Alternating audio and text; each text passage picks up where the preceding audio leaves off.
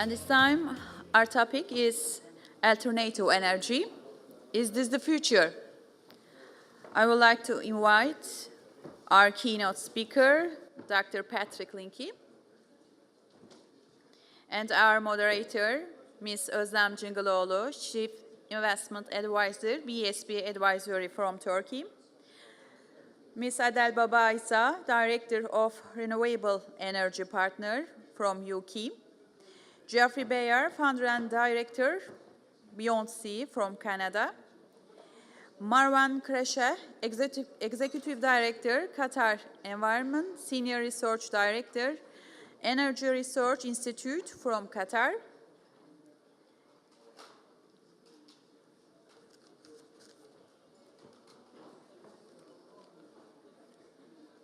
the stage is yours, Mr. Dr. Patrick Linke.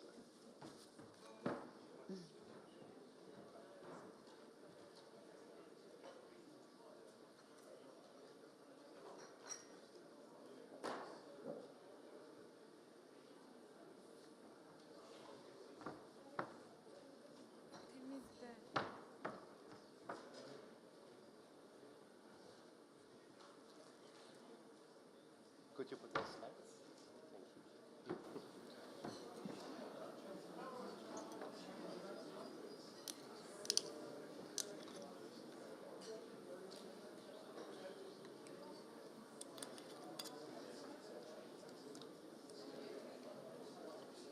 My presentation slides? Is it?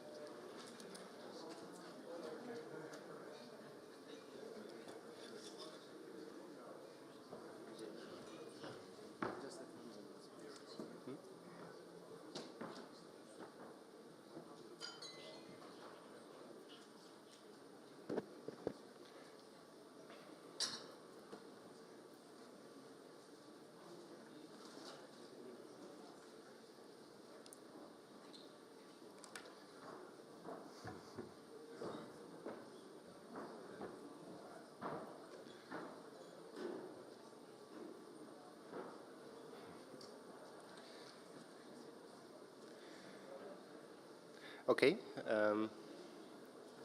shall we start? So again, like my previous speakers, I would like to thank the Alatea Foundation for inviting me over to this Bosporus Summit to give the talk and participate in the panel.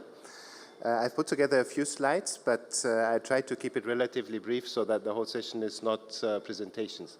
The topic for discussion for this panel is alternative energy. Is this really the future? And I think this question needs some sort of a context. Is this the only future?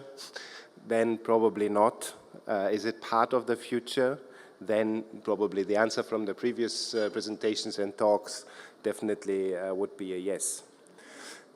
If we look at the drivers, why do we even talk about alternative energy and renewable energy? Really, it's about sustainable development. So there are pressures, there are climate worries, there are food security worries, water security worries, and also economies are changing as the price and cost profiles are changing in the different technologies. So there are many drivers that would actually play a role in the future of any form of energy and all forms of energy alternatives, really. If we look at the trend, obviously the resource depletion that is happening and the environmental problems that are mounting and still, you know, in an environment of growth where the population is going up, and there's a big challenge to basically keep the economies going at growth rates while the transition is being managed to a more sustainable future. In the previous panel, the COP21 parameters were mentioned. I've added half a degree here to the range. Being an engineer, I don't believe 1 degree is even possible at this stage. But really, we're talking about big transformations in the energy sector, and not only in the energy sector, in all sectors that have emissions. And when we talk about 20%, maybe that's manageable. When we talk about 80%, that is a major change in the way things are done at this stage. So the theme of the summit is the world we want. So I guess the world we want is one without dangerous climate change. And that, I think, has been agreed in the international community and by all the signatories of the COP21 agreement and the following ones also. But obviously, this should be not derailing everything else. So there should still be prosperous economies, healthy populations, and all of those other millennium goals that exist for sustainable development. So back to the question, is this really the future alternative energy? It is already a reality now. So it is the past, it's the present, and obviously all projections are that in future there will be more renewable energy. This is just growth trends, so there has been a lot of growth in renewable energy capacity. Costs have gone down a lot over the last 5 to 10 years especially. I remember when we were planning a water infrastructure based on only renewable energy for Qatar as part of the National Food Security Program in 2008-09 we started. We were talking about 20-25 cents for the kilowatt hour for solar energy. Then 2013-14, the prices had collapsed for photovoltaics, and really it was very competitive at that stage. So things have changed a lot, and it was not just a dip and now the prices are back up, but it seems especially photovoltaic costs have come down to stay low. However, we have seen from the previous slides, and this is also one of those, from the previous session on the future of gas, that there's a lot of growth in energy demand in the world, and also the energy mix is to a large extent fossil fuel based.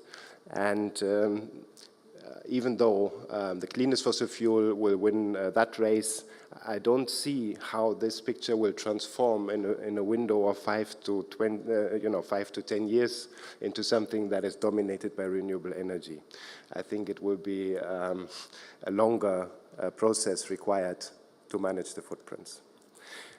Also, there are some other howevers. If we look at Germany, German taxpayer has paid 400 billion euros essentially for the transition towards not even 100% renewable, but somewhere on the way. It was very costly, and it's probably a big favor to the world, having driven prices down for the rest of the world in the process, but it is very costly, and maybe not all countries would be able to afford such an effort. Also, when we talk about putting more and more renewables into the picture, we talk about challenges that need to be addressed, energy storage, not only day to day to balance out the supply and demand in the electricity grid, but also seasonal storage was mentioned before. There is always the question, who will pay for what?